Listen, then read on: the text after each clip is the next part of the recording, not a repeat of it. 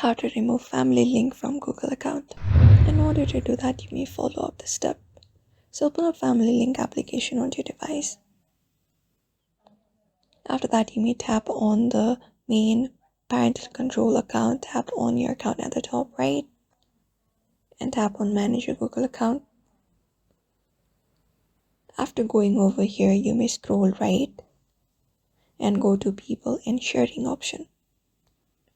And once you do that, you may scroll down or you may tap on the family manager account.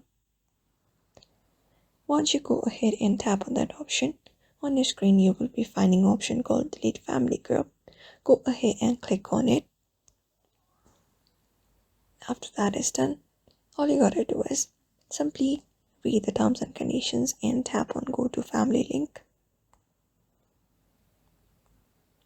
Now from here you need to sign in and then follow the on-screen prompts to delete or remove the family link from your Google account.